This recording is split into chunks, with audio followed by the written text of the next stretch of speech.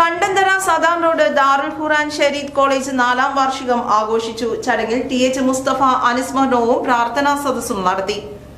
കണ്ടന്തറ ജമാഅത്ത് ഓഡിറ്റോറിയത്തിൽ നടന്ന ചടങ്ങിൽ ടി.എച്ച്. മുസ്തഫ അനുസ്മരണം എൽദോസ് കുന്നപ്പള്ളി എം.എൽ.എ. ഉദ്ഘാടനം ചെയ്തു. ജമാഅത്ത് പ്രസിഡന്റ് കെ. ഇബ്രാഹിം അധ്യക്ഷത വഹിച്ചു. ദാറുൽ ഖുർആൻ കോളേജ് മാനേജർ ഉസ്താദ് ഹാഫിസ് അമീർ ഷാ മൗലവി, T M. Zakir Hussain, NVC Ahmed Haji, MM Abdul Salim എന്നിവർ സംസാരിച്ചു. തുടർന്ന് നടന്ന പൊതുസമ്മേളനം വെട്ടിക്കാട്ടുകുന്ന് ചീഫ് ഇമാം സയ്യിദ് ഫളലുദ്ദീൻ തങ്ങൾ ഉദ്ഘാടനം ചെയ്തു.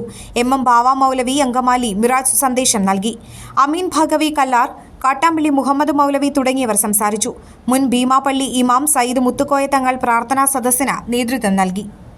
4 വർഷമായി ഈ കോളേജ് എല്ലാവിധ സംവിധാനത്തോടുകൂടെയും പരിമിതികളുണ്ട് എങ്കിലും എല്ലാവിധ സംവിധാനത്തോടുകൂടെ ഭൗതികമായ ആത്മീയമായ വിദ്യാഭ്യാസം നൽകിക്കൊണ്ട് സ്വദേശികളും വിദേശികളുമായ കുട്ടികൾക്ക് 2 വിദ്യാഭ്യാസം കൂടി നൽകി അവരെ ഉന്നതിയിലേക്ക് നയിച്ചുകൊണ്ടിരിക്കുന്ന മഹത്തായൊരു സ്ഥാപനമാണ്. ആ സ്ഥാപനത്തിൻ്റെ നടത്തിപ്പും അതിൻ്റെ മുന്നോട്ടുള്ള യാത്രയും ഈ നാട് മുഴുവനും ഏറ്റെടുത്തിരിക്കുന്നു എന്നതാണ് ഏറ്റവും വലിയൊരു സന്തോഷകരമായ കാര്യം. അതിനുവേണ്ടി ആ കോളേജിൻ്റെ പരിസരവാസികളും അതുപോലെ തന്നെ കണ്ടന്തറ നിവാസികളും അതിൻ്റെ പരിസര പ്രദേശത്തുള്ളവരെല്ലാം വളരെ അതിനോട് സ്നേഹപൂർവ്വമാണ് അതിനെ നയിച്ചുകൊണ്ടിരിക്കുന്നത്. ഈ സമയത്ത് അതിൻ്റെ മാനേജർ എന്ന നിലയിലും പ്രിൻസിപ്പൽ എന്ന നിലയിലും എനിക്ക് പറയാനുള്ളത് എല്ലാവിധ ആശംസകളോടുകൂടെ അതിന് മുന്നോട്ടുള്ള യാത്രയെ എല്ലാവരും വീണ്ടും പിന്തുണയ്ക്കണം, അതിനെ ഏറ്റെടുക്കണം എന്നതാണ് എനിക്ക് അവസാനമായി നിങ്ങളോട് പറയാനുള്ളത്.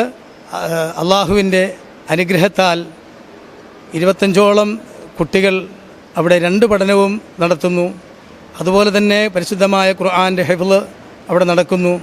അതേപോലെ തന്നെ ദാറുൽ അൽ ഹാദിയ അറബിക് കോളേജ് എന്ന് പറയുന്ന ഒരു വലിയ സ്ഥാപനം കുട്ടികൾ മുതൽ പ്രായപരിധി ഇല്ലാതെ അവിടെ പ്രവർത്തിച്ചു കൊണ്ടിരിക്കുന്നു.